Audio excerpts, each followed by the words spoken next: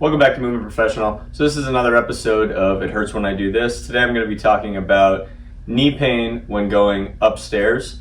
So I want to break this video down into two broad categories when we're looking to actually decrease pain in nearly any joint in the body. We want to think about two major principles. One is, how do we offload the area that hurts? And then two, which is a similar concept but a bit different, is how do we share the load with the body so that the load isn't completely on the area that's painful. When talking about the step up or going up a step and having knee pain, we're going to look at touching those principles with three other principles or three other categories. One is we're going to think about the posture in which we are going up a step. We want to think about how good our balance is, which also connects to how strong we are with that movement. And then we also want to talk a little bit about muscle awareness, not to the point where we have to be really tight with everything we do, but just how do we think about muscles and use them as references for our posture. All right, so those three basic categories will help us offload the knee and share the load with the rest of the body when we're going up a step to hopefully decrease pain. All right, so when we look at a step up, very commonly what I'll see is pain in the front of the knee with going up a step, but the way that an individual will go up the step is there'll be a sense of a lack of confidence to be able to step up. So the body has to come forward. It makes the center of gravity a little bit smaller, and then they're just quickly going to get this back foot up onto a step, might be holding onto a railing, which gives them a little extra support, but oftentimes it makes the movement even more inefficient because we're leaning into that side. Now, if my right knee hurts and I put my body weight over it, I'm actually adding more load into the front of the knee, whether it's the patellofemoral joint or the femoral, the femur on tibia joint. Basically, it's still more load down through the joint here. So what we want to try to work on, and we do this in therapy as much as we can when we're strength training, is thinking about the posture that has the head over the rib cage, over the pelvis, and then going from that posture down here to a posture that's similar when we step up, right? So obviously this is going to challenge someone's balance, so then we're looking at improving balance at the same time. So what you tend to see over time is people will just feel the pain in the knee, and then you backtrack to, all right, let me see how you're actually going up the step.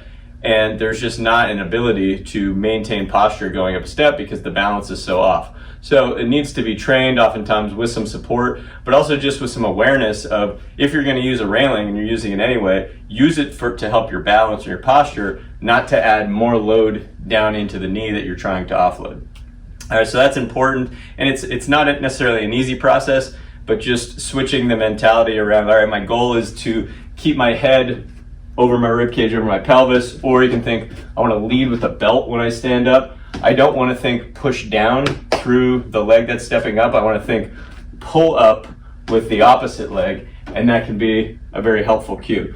All right, so in order to get this better, there's definitely a balance component to it, but again, we can use some support to help us, but we just want to make sure that the support is actually helping us improve balance and not pushing us more into our problem.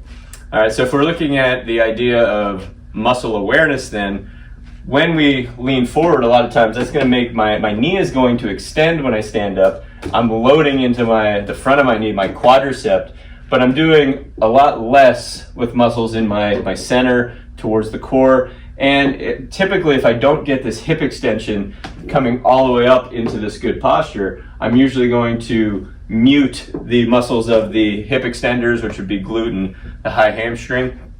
So keeping the body more upright allows more of a feeling of, okay, I have to use something in my center to not knock me out of posture. And then I also am getting more hip extension, which is going to tend to use more of the muscles on the backside of the hip, buttocks, and high hamstring, and even the adductor magnus, which is towards the inner thigh.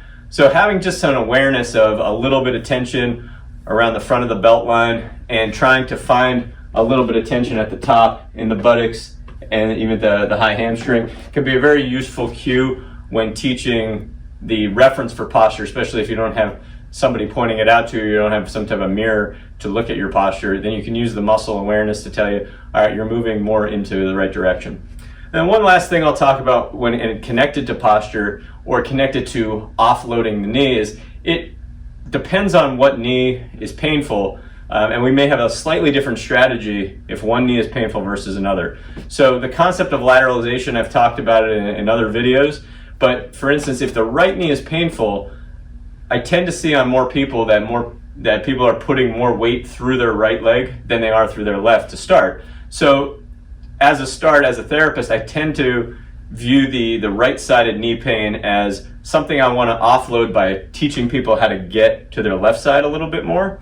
And I might see left knee pain as, okay, because they're too much in their right, they might be a little bit limited in extending the hip on the left. So I might be looking at trying to really still teach people, even if they have left knee pain, to get onto the left, but do it more from a point of trying to improve the extension of the hip. So as an example, if it's right knee pain, I may have them focus on starting with, all right, I'm about to step up onto my right, but I want to keep the pressure a little bit more into the inside of the right foot.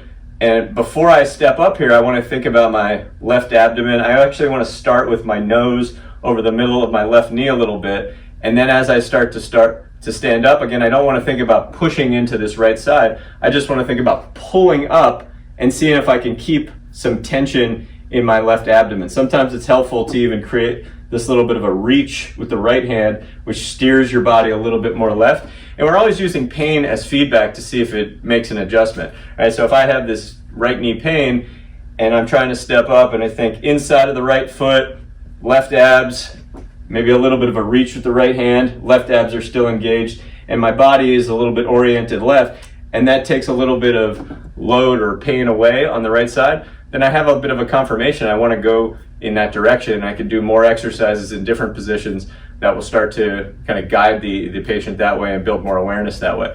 If it's on the left side and I'm finding that I have some pain there, I may want to think about first, and again, the pain will tell me if I'm right, that I want to pull back through my left heel. I still want to keep my body to the left. So my nose is over the middle of my left knee, and I still may want to reach with this right hand, but now the thought is I'm pulling back through the left heel and I'm still keeping my body there. So that pull back through the left heel, that left ab engagement, it offloads the knee and it shares the load with the obliques on the left side and maybe a little bit of the hip extenders there, because I might be a little bit limited in left hip extension if my body's used to being to the right.